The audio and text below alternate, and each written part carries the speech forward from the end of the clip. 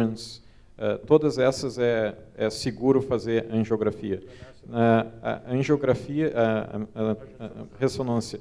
Não, com a endoprótese Zenith, ela não é aprovada pelo FDA, mas o Tim Schutter fez um estudo interessante em que 40 dos pacientes deles que estão incluídos no protocolo prospectivo para prótese ramificada tiveram uma ressonância por acidente, que foi feito da cabeça ou de outro local. E ele tinha tomografias obtidas antes e até anos depois da ressonância, e não houve migração nenhuma das endopróteses, no caso de stainless steel. O problema é o ácido inoxidável, Zé. Vamos chamar, então... que tem que avisar o radiologista, Lobato, porque eles continuam problemáticos. Vamos chamar o Dr. Arnold Vorristo para apresentar endotensão.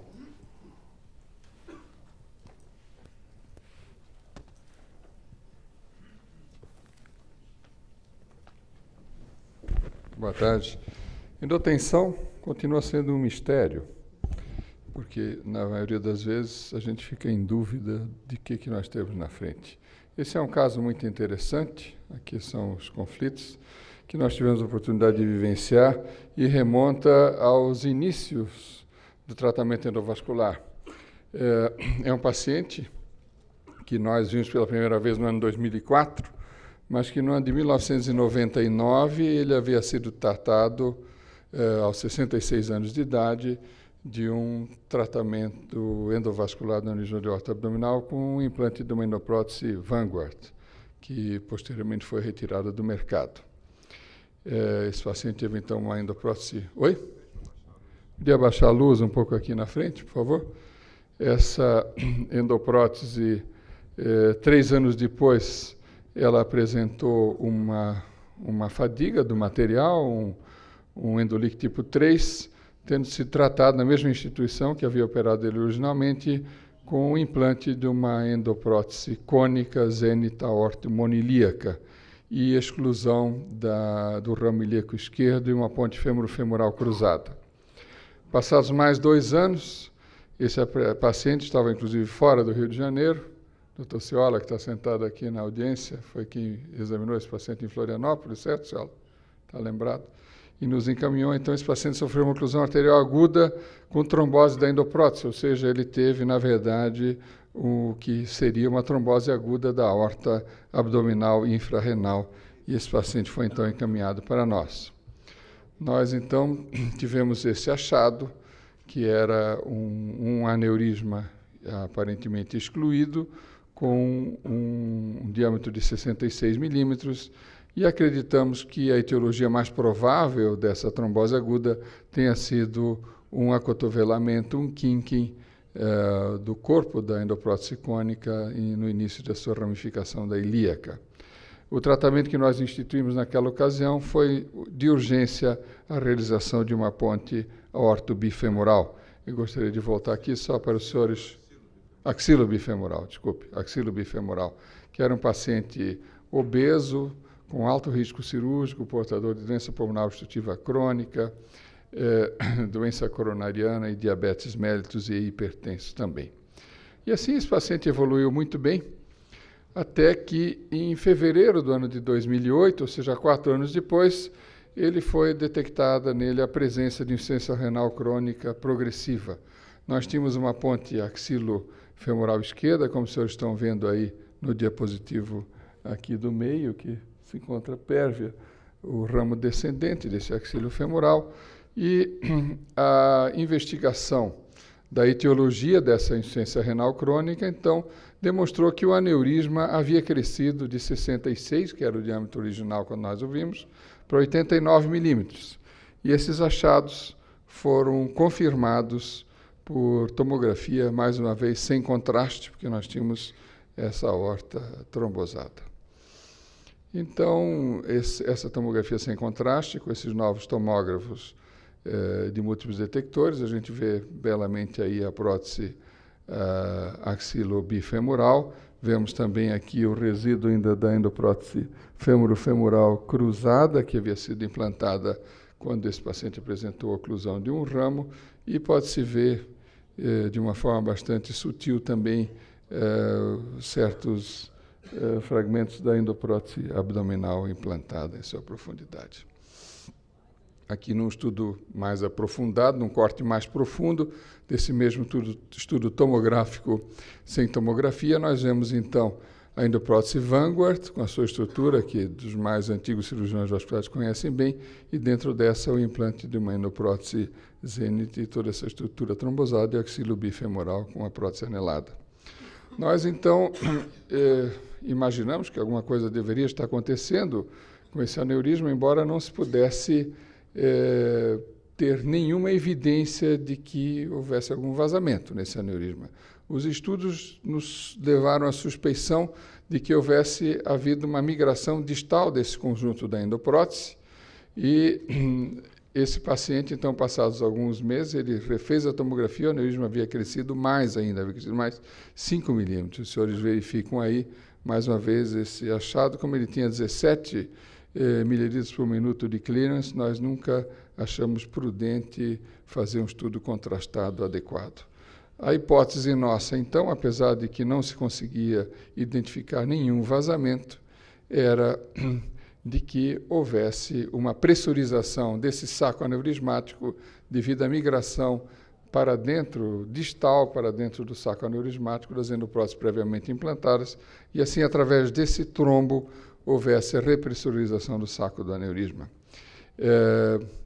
Ele apresentava as artérias renais patentes, e quando finalmente o aneurisma atingiu 100 milímetros de diâmetro, isso foi detectado por um estudo de ultrassom, finalmente o paciente então aceitou ser tratado. Nós quebramos muita cabeça com essa evolução, o que nós deveríamos fazer para tratar esse paciente. Eu creio que alguns aqui no auditório já tenham visto esse caso apresentado antes, e por isso eu não vou me deter exatamente aqui como é que foi essa nossa decisão. Nós, então, tínhamos vários problemas. Nós tínhamos um aneurisma que havia crescido, tinha mais de 100 milímetros de diâmetro, embora trombosado, num paciente de alto risco, obeso, com insuficiência renal crônica não dialítica, com vírus de 17, que tinha uma ponte axilofemoral esquerda, o que, de certa forma, dificultava qualquer possibilidade de acesso retroperitoneal por esse lado. Nós tínhamos vários problemas de acesso, como fazer isso, e uma aorta paravisceral relativamente grande, com 31 milímetros.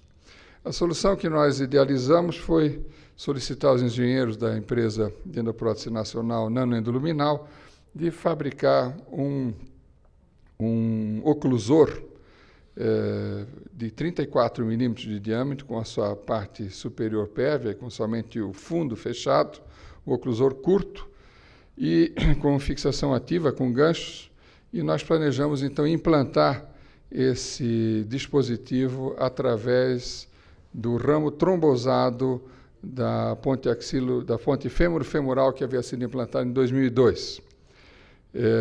O fluxo na artéria renal esquerda, que era uma artéria renal bem mais discal do que a direita, deveria ser preservada com implante de um stent do tipo Snorkel ou Top Fenestrating, como que é o nosso amigo Thomas aqui em seu trabalho original, Thomas Larsson, através da artéria braquial.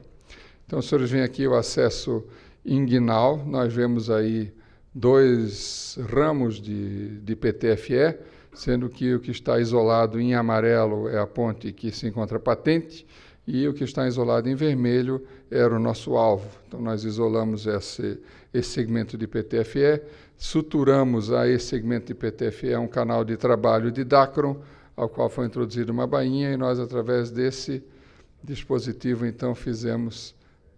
não está avançando. Aí nós temos a angiografia por via braquial, mostrando a grande diferença de altura entre as duas artérias renais, né? E o segmento, então, de fluxo residual dentro da aorta infrarrenal. Nós vemos que as próteses realmente estão as duas migradas para dentro do saco aneurismático.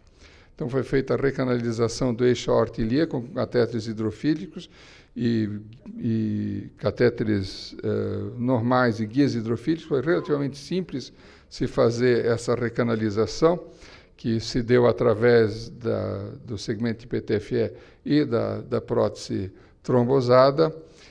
Estão vendo aí a cateterização renal. Vocês veem dos nossos residentes, que está manipulando aí, fazendo a dilatação do canal. Todo esse canal, então, trombosado, foi dilatado com um balão de angioplastia de 8 milímetros e, através, depois de tudo feito essa dilatação, foi introduzido, então, esse oclusor, que foi implantado exatamente ao nível das artérias renais. Então, os senhores veem aí, o oclusor foi implantado contra essa artéria renal esquerda, que foi preservada por um stent tipo snorkel, e aqui os senhores veem já no slide da esquerda dos senhores, disparado então esse oclusor e o stent em posição. O canal de trabalho então foi suturado, os senhores veem no cadarço vermelho a ponte pérvia, e a evolução desse paciente, que atualmente tem 3 anos de operado, é muito interessante. Ele teve uma recuperação excelente após esse procedimento, ele permanece assintomático até hoje. E hoje de manhã liguei para a casa dele, inclusive para ter certeza de que ele se encontrava vivo e bem, porque realmente é um caso ímpar, né? A função renal está estável, ele não é dialisado até hoje, né? Os senhores veem aí a imensa estrutura de material, se a gente prestar um pouco de atenção, a gente vai ver o stentezinho aqui da artéria renal esquerda, que está colocado exatamente nessa posição. A endoprótese que nós implantamos encontra-se perfeitamente posicionada, embora com uma forma talvez um tanto bizarra de fixação. Uma tomografia realizada até hoje mostra uns achados bastante semelhantes. O aneurisma não diminuiu de tamanho, mas também não aumentou. E 3 anos após o implante, o aneurisma diminuiu 1 centímetro de diâmetro, na verdade.